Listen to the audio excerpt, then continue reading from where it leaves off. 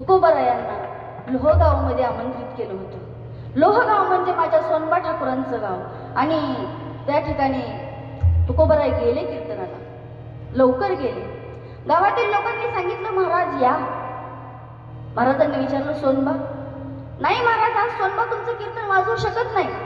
का वाजवू शकत नाही? अहो सोनबाच्या अंगात ताप भरलाय, सोनबा कीर्तन वाजवू शकत नाही. अरे रे, असू द्या, आजारी तो कुणी वाजवलं तरी चालेल, आपण कीर्तन झाल्यानंतर मला सोनबाची भेट घालून द्या, तुकोबरायांनी सांगितलं. महाराज कीर्तनाला उभे राहिले. महाराजांनी डोळे झाकून रामकृष्ण हरी म्हटलं.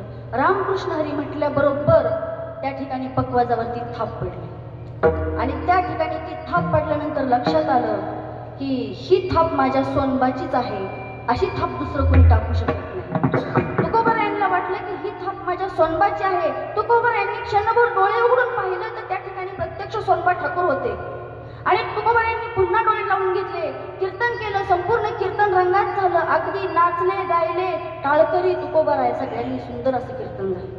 आणि बघा, पूर्वी असा नेम होता आणि आजही आहे. कीर्तन करत असताना, कीर्तन झाल्यानंतर, जय विठ्ठल झाल्यानंतर विनेकरी बाबांनी कीर्तनकाराच्या पाया पडायचं, कीर्तनकारांनी विनेकरांच्या पाया पडायचं आणि पकवाजांनीही कीर्तनकाराच्या पाया पडायचं. हा असा त्यांच्या काळातला नेम होता आणि त्या नेमाप्रमाणे अगदी कीर्तन संपूर्ण झालं आणि कीर्तन झाल्यानंतर त्या ठिकाणी तुकोबरायांना वाटलं माझ्या सोनबाला एवढा ताप भरला होता तरी माझ्या सोनबाने पकवाज वाजवला, एक शब्बासकीची थाप अंगावरती टाकावी म्हणून त्या ठिकाणी पाया पडल्यानंतर थाप टाकायला गेले. थाप खाली बसली. थाप खाली बसल्यानंतर लक्षात आलं सोनबा निघून गेला की काय. माझ्या तुकोबरायांना खूप वाईट वाटलं. अरे सोनबा निघून गेला, त्याला वाईट वाटलं का? माझ्या कीर्तनात पकवाज वाजवून त्याला त्रास झाला का? रामेश्वर शास्त्रींना बोलवून घेतलं.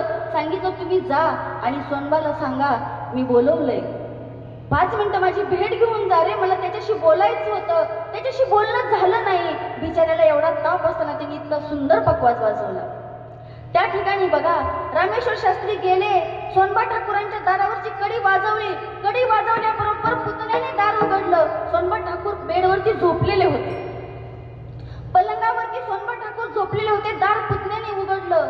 पाहिलं, रामेश्वर शास्त्रींना म्हटलं अरे आत्ता कीर्तनात पकवाज वाजवला आणि लगेच येऊन झोपले कसे काय? आणि झोपले कसे काय म्हटल्यानंतर रामेश्वर शास्त्रींनी आवाज दिला, सोनबा, अरे भल्या माणसा, तू इतका सुंदर पकवाज वाजवला आणि तुकोबरायांची भेट न घेताच निघून आलास.